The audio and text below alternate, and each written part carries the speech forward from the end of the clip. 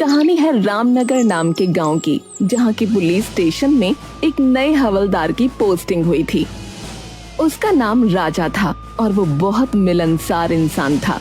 उसने बहुत जल्दी गांव वालों से बॉन्ड बना लिया था।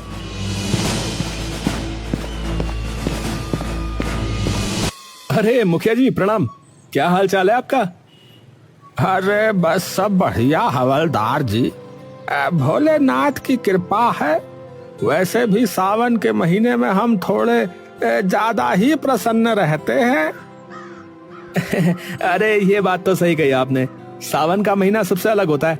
चारों तरफ हरियाली और भोलेनाथ की भक्ति, ऐसे में जो दिन कटते हैं उसका कोई जोड़ ही नहीं है।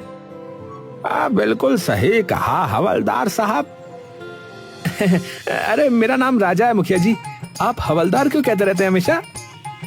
अरे तो मेरा नाम भी रामलाल है, लेकिन आप भी तो हमें मुखिया मुखिया कहते रहते हैं कि नहीं?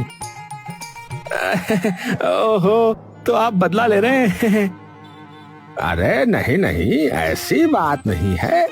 हम बदला नहीं, मौज लेते हैं, मौज है।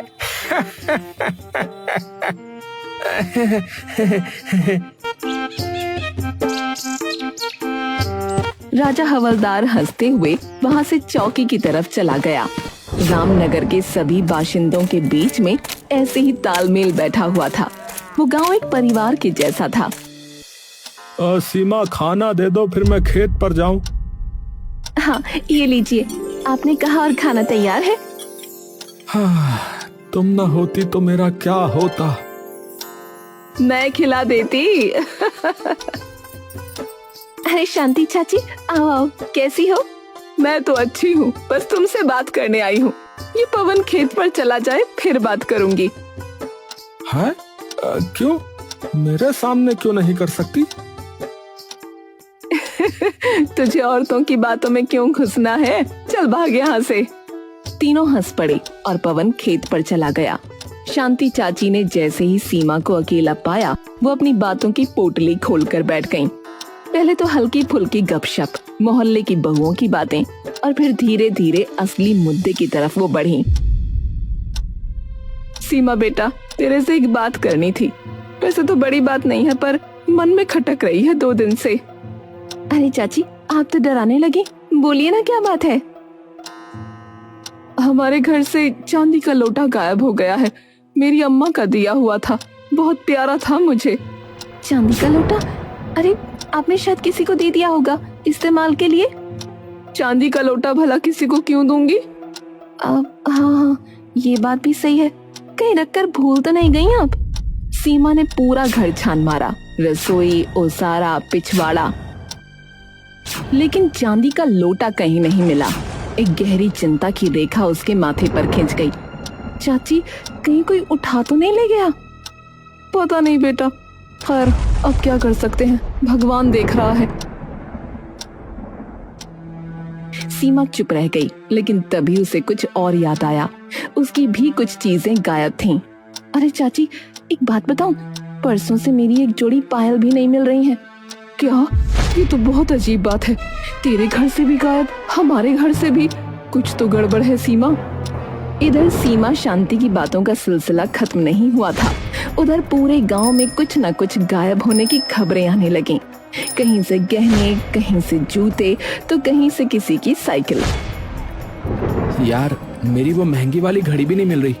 भूत उठा ले गया क्या उसे? यार हमारे घर से तो 10,000 रुपए गायब है। बताओ कौन चोर है जो इतनी सफाई से चोरी कर रहा है यार? गांव के लोग पहले इसे हल्के में ले रहे थे, पर जैसे जैसे सामान की लिस्ट बढ़ती गई, एक बेचैनी पनपने लगी। फिर अगली सुबह, पवन, मेरी अंगूठी, मेरी सगाई की अंगूठी कल रात अलमारी में रखी थी, अब नहीं है।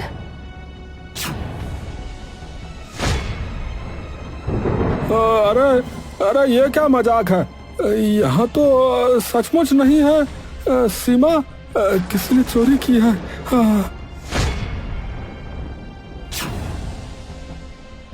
शोर मच गया, गांव के लोग जमा हो गए। सभी के चेहरों पर डर और चिंता साफ झलक रही थी। इतने शांत गांव में ऐसी घटनाएं, ये तो अपशकुन जैसा लगने लगा।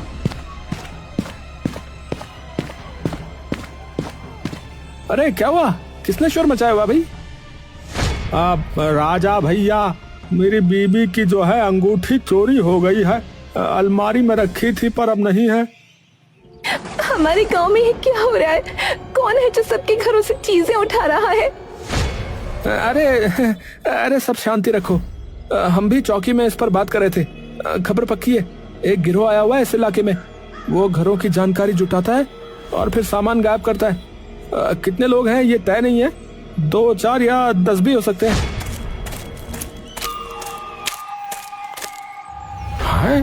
अरे हमारे गांव में तो कभी ताला भी नहीं लगता था दरवाजों पर, अब तो दिन में भी डर लगने लगा है भाई। अब से सब सतर्क रहें और जो भी बाहर का आदमी दिखे उसकी खबर मुझे दो। और हाँ, मैं आपकी अंगूठी की तलाशी में लग रहा हूँ हैं? गांव में सनसनी फैल गई। जिस गांव में पहले गली की बकरी भी गुम हो जाती थी तो ढोल बज जाता था, अब वहां चोरी की घटनाएं आम हो रही थीं। फिर अगले दिन अरे अरे किसने तो मेरी बाइक ही गायब कर दी। रात में बरामदे में खड़ी थी, सुबह देखा तो नहीं है। क्या क्या हाँ, क्या कह रहा है भैया? हाँ क्या करो भैया? अरे भैया अब तो हद हो गई है, ये तो बड़ा मामला हो गया। हाँ भैया सही कह रहे, हद हो गई ये तो। हाँ भैया सही कह रहे। ये कोई साधारण चोर नहीं हो सकता, कोई है जो हमारे बीच ही रह रहा है। जब पूरा रामनगर चोरी की घटनाओं से परेशान था, उसी समय शाम के समय एक चमचमाती कार गांव के बाहर की टूटी सड़क पर अटक गई। ड्राइविंग सीट से उतरा एक सफेद कमीज और काले चश्मे वाला व्यक्ति, बाल थोड़े बिखरे हुए, चाल में शहरी रौब और चेहरे पर मासूम मुस्कान। हेलो, कोई है? गाड़ी बंद हो गई है, प्लीज कोई मदद करेगा? कुछ ही देर में गांव के मुखिया रामलाल वहां पहुंचे। अरे कौन हो बेटा, कहाँ से आए हो? नमस्ते, मेरा नाम सूरज है। शहर से आ रहा था कि अचानक गाड़ी बंद हो गई। रात होने वाली है। आप बुरा ना माने तो मैं क्या एक रात यहाँ रुक सकता हूँ? तो मुसाफिर हो, ठीक है, पर गांव में थोड़ा जो है हंगामा चल रहा है, ध्यान रखना है। आप चिंता ना करें, मैं एकदम शरीफ और सीधा इंसान हूँ, किसी को परेशानी नहीं होगी। मुखिया जी ने कुछ सोचते हुए सूरज को अपने घर में एक कमरा दे दिया, लेकिन उधर से गुजरते राजा हवलदार की नजर सूरज पर पड़ गई। वो मुखिया के पास गया और बोला, मुखिया जी ये कौन है? अरे है कोई मुसाफिर, सूरज नाम बता रहा है। कह रहा है कि गाड़ी खराब हो गई, एक रात के लिए रुकने को कहा है। सावधान रहिएगा हैं, जब से चोरी शुरू हुई है तब से कोई नया आदमी गांव में नहीं आया था, अब आया है, इस पर नजर रखिएगा। हाँ समझ गया, अब ये मेरी नजर में है। सूरज मुखिया जी के घर में रुक गया, लेकिन अगली सुबह अपनी कार ठीक कराने की बजाय गांव में इत्मीनान से घूम रहा था। न हाथ में कोई औजार, न गाड़ी की फिक्र, जैसे वो गांव का सैलानी हो, न कि कोई राह भटका यात्री। अरे देखा, वो सूरज यार, ये वही मुसाफिर है जो मुखिया जी के यहाँ पर रुका हुआ है। ऐसे घूम रहा है जैसे नानी के घर आया हो। इसको कोई जल्दी नहीं है कार ठीक करवाने की, अजीब है। खबर आई कि बीती रात एक घर से मोबाइल चोरी हो गया। है? किसका मोबाइल गया? अरे मेरा, अरे चार्ज पर लगाया था, सोचा था कि रात को जो है चुनिया से बात करूंगा, लेकिन सुबह देखा तो गायब मिला भैया। अरे बेटा सूरज, तुम गांव में ऐसे मस्ती से क्यों घूम रहे हो भाई? तुम्हारी गाड़ी कब ठीक होगी? अरे मुखिया जी, पहली बार किसी गांव में आया हूँ, थोड़ा एक्सप्लोर करना चाहता हूँ। बहुत सुंदर गांव है आपका, शांति, हरियाली और हाँ अपनापन भी। सुंदर तो है, पर तुम जो है अपनी गाड़ी पर ध्यान दो, वो ज्यादा जरूरी है। सूरज ने मुस्कुराते हुए सिर हिलाया, लेकिन गांव के लोगों की आंखों में अब संदेह गहरा होने लगा था। और फिर रात के समय चौपाल पर पता नहीं क्या हो रहा है यहाँ पर। चौकी में भी यही बात चल रही है, लेकिन कोई सबूत ही नहीं मिलता। बेटा जल्दी कुछ करो। किस बात की चर्चा हो रही है? आप लोग इतने तनाव में क्यों हैं? अरे तुम्हें नहीं पता है, गांव में एक के बाद एक चोरी हो रही है, चप्पल से लेके मोबाइल तक, और अब तो अंगूठी और बाइक भी। ओहो, बहुत बुरा हुआ। तो फिर जल्दी ही मुझे यहां से निकल जाना चाहिए। मैं आज ही मैकेनिक ढूंढता हूं। पर उस दिन भी सूरज ने न तो किसी मैकेनिक से बात की और न ही खुद गाड़ी खोलने की कोशिश की। वो बस मुस्कुराता रहा, टहलता रहा। फिर उसी रात पवन को नींद नहीं आ रही थी, उसे कुछ बेचैनी सी हो रही थी। तभी उसने देखा कि कोई एक परछाई गलियों में घूम रही है। अरे ये कौन है? इतनी रात गए। पवन ने चप्पलें पहनी और चुपचाप उसका पीछा किया। परछाई ने मोड़ लिया। पवन ने आंखें गड़ा दी। सूरज? वो सूरज ही था, मुसाफिर जो अब गांव की गलियों में रातों में भटकता रहता था। पवन ने कुछ नहीं कहा, बस वापस लौट आया। और सुबह होते ही राजा से मिलने पहुंचा। राजा भैया, मैंने जो है सूरज को रात में गलियों में घूमते हुए देखा। हाँ, जरूर कोई गड़बड़ है। हाँ। मैं भी जागा हुआ था कल रात।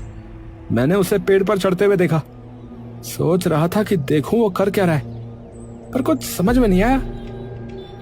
राजा और पवन अब सीरियस हो चुके थे। गांव में सूरज के रहस्य को सुलझाना जरूरी हो गया था। बस अब बहुत हो गया, चलो उसकी गाड़ी चेक करते हैं। गांव के लोग सूरज की गाड़ी की ओर बढ़े, पर जब दरवाजा खोलने की कोशिश की तो वो लॉक थी। अरे खोलो खोलो, अरे भैया देखना है कि इसके अंदर क्या छुपा है। हाँ। अरे अरे अरे, क्या कर रहे हैं आप लोग? ये मेरी गाड़ी है भाई। देखो भाई, तुम्हारी गाड़ी 2 दिन से यहाँ पर खड़ी है, ना मैकेनिक को बुलाया तुमने, ना ही कुछ किया इस पे। अब बताओ तुम कब जा रहे हो? मैंने गांव के बाहर वाले मैकेनिक को दिखाया था, पर उसे कुछ समझ में नहीं आ रहा है। तो अब मैं अपना आदमी भेजता हूँ, वो सही करवा देगा। अब और नहीं रुकोगे तुम? हाँ ठीक है, बस एक रात और, सुबह निकल जाऊंगा। ठीक है। फिर एक रात आई। पवन और राजा अब चुपचाप निगरानी कर रहे थे। तभी देखा कि एक परछाई फिर किसी के घर में घुस गई। अरे भैया, वो रहा चोर, यही मौका है, चलो। दोनों दबे पांव उस घर की ओर गए, झटके से दरवाजा खोला और पकड़ लिया उस परछाई को। अरे पकड़ लिया, पकड़ लिया, पकड़ लिया। अब बता, कौन है तू? कौन है तू? सूरज ही है ना? मुंह दिखा जरा अपना। लेकिन वो सूरज नहीं था, बल्कि शांति का बेटा गौरव था।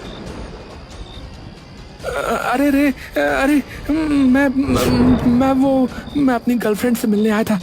घर में वो अकेली थी, इसलिए। प्लीज हमारे माँ बाप को मत बताना, हमारी जान चली जाएगी। अरे ओहो, चोरी नहीं इश्क हो रहा था यहाँ तो है। अरे मोरी मैया, इस गांव में अब प्यार भी चोरी जैसा हो गया है।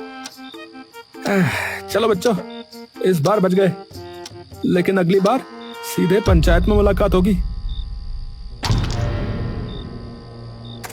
पवन और राजा उस मोहब्बत की गलती वाले घर से हंसते हुए बाहर निकले ही थे कि अचानक राजा की नजर एक खंभे की ओर गई। चौंक कर उसने पवन की बाह पकड़ी। अरे पवन, वो देख, खंभे पर फिर वही। अबे सूरज कहीं के, अरे ये फिर चढ़ गया। अबे ओ मुसाफिर, नीचे उतर। सूरज सकपकाया, जैसे चोर रंगे हाथ पकड़ा गया हो। फौरन नीचे उतरा। अबे कभी पेड़ पे कभी खंबे पे, हैं? क्या खोज रहे हो ऊपर ऊपर, हैं? अरे कुछ नहीं, वो क्या है ना कि नींद नहीं आती तो बस ऐसे ही टहलता रहता हूँ, और थोड़ी ऊंचाई से गांव को देखना बड़ा अच्छा लगता है मुझे। है? रात में पेड़ों पर चढ़ाई? ये कोई योग साधना चल रही है क्या? बस बहुत हो गया, चलो मुखिया जी के पास चलो। दोनों से लेकर मुखिया के पास पहुंचे। मुखिया जी, ये जो आपके यहाँ रुका है, आपको पता भी नहीं चलता कि ये कब घर से गायब हो जाता है। अभी खंबे पे था, कल पेड़ पे था। अब जो है इसे घर में बंद करके रखिए। हाँ, जब तक इसकी गाड़ी ठीक ना हो जाए ये बाहर नहीं निकलेगा। ठीक है, जब तक गाड़ी सही नहीं होती ये मेरे घर में ही रहेगा। राजा और पवन जाने को ही थे कि राजा एकदम से रुक गया। रुको, मुझे अब इस मुसाफिर पर एक कौड़ी का भी भरोसा नहीं रहा, और मुझे लगता है कि इसकी गाड़ी भी एकदम सही है। चलो देख लेते हैं। सूरज के चेहरे पर हल्की घबराहट थी। राजा और पवन उसके साथ गाड़ी के पास पहुंचे। सुबह लगभग हो चुकी थी। हाँ भाई, चाबी निकालो और चलाओ इसे। पर मैंने बताया था ना कि अरे भाई चलाओ इसे। राजा ने चाबी घुमाई और इंजन एक झटके में स्टार्ट हो गया। देखा, अरे हम नहीं कह रहे थे, इसकी गाड़ी एकदम सही है। अब पुलिस आएगी और तेरा तमाशा यहीं खत्म होगा। अरे रुको रुको भाई, सिर्फ इतना ही काफी नहीं है इसे चोर साबित करने के लिए। मैं कहता हूँ कि एक दिन और रुक के देखना चाहिए। अगर ये चोर नहीं निकला तो हमारा गांव बदनाम हो जाएगा। मैं चोर हूं ही नहीं, चाहो तो मेरी तलाशी ले लो भाई।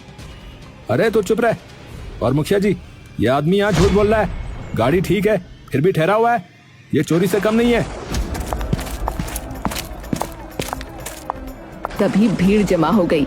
गांव वाले आ गए। सबकी आंखों में सवाल थे। तभी सूरज ने एक अजब बात कही।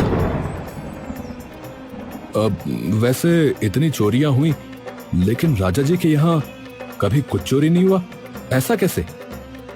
अरे हाँ, ये तो अजीब बात है।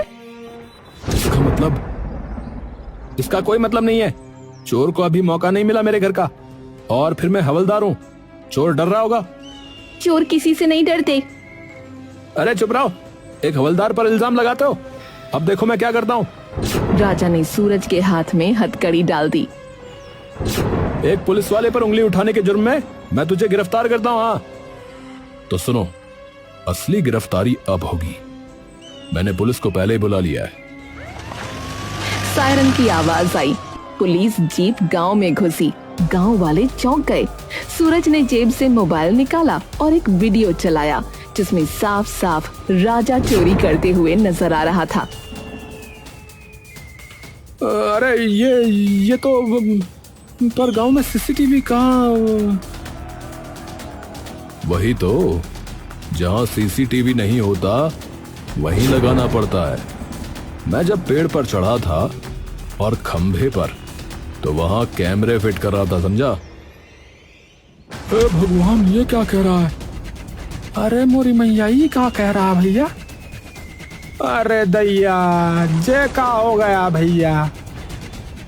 ये सुनकर राजा को गुस्सा आ गया और वो मुखिया से लड़ने लगा। ये खुराफाती मुसाफिर इतने दिन से आपके घर में है और आपको खबर ही नहीं हुई? देखो भाई, इस मुसाफिर को जो है मैंने ही बुलाया था, और बात दरअसल ये है कि ये क्राइम ब्रांच से एक अंडर कवर अफसर हैं। क्या कहा? अफसर? धोखा? अरे धोखा नहीं, चाल थी। धोखा तो तुमने दिया हमें, क्योंकि तुम कोई हवलदार नहीं, चोर हो। है? क्या कहा? क्या करा भैया मुखिया जी? ए भैया, मुखिया क्या कह रहा भैया? है भैया, क्या कह रहे? हाँ, असल में ऐसा था कि हमारे गांव की चौकी में हवलदार की पोस्टिंग होने वाली थी। इस चोर को ये पता चल गया और ये उसकी जगह आ गया, क्योंकि असली हवलदार को आने में कुछ दिन बाकी थे। हाँ, जब मुझे इस पर शक हुआ तो मैंने सबसे पहले इसका ही बायोडेटा निकाला। तब पता चला कि राजा नाम का तो कोई हवलदार आना ही नहीं था यहाँ पर। असली हवलदार ये हैं, मिस्टर पांडे, जो आज ही आए हैं। नमस्ते जी, नमस्ते। राजा ने भागने की कोशिश की, लेकिन पुलिस ने उसे पकड़कर हथकड़ी लगा दी। माफ कर दो, मुझसे गलती हो गई। मेरे ऊपर बहुत कर्जा हो गया था, इसीलिए ये करना पड़ा। अरे गलती? अरे भैया, हमें लूट लिया और कह रहे हो गलती? अरे शर्म करो भैया, शर्म करो। अरे भैया, कौन सी गलती, कैसी गलती है, क्या कह रहे हो तुम? साले कूट देंगे बता रहे। तलाशी लो, राजा के घर की तलाशी लो। राजा के घर से चोरी का सारा सामान मिल गया। कुछ चीजें उसने बेच दी थीं, उसके लिए जुर्माना लगाया गया। सूरज ने हर एक पीड़ित को उनका सामान लौटाया। हम सब सूरज जी के आभारी हैं। बिल्कुल, मुसाफिर बनकर आए और रक्षक बन गए। हम सोच भी नहीं सकते थे कि राजा ही चोर निकलेगा। धोखा देने वाला चाहे कोई भी हो, उसका अंत यही होता है।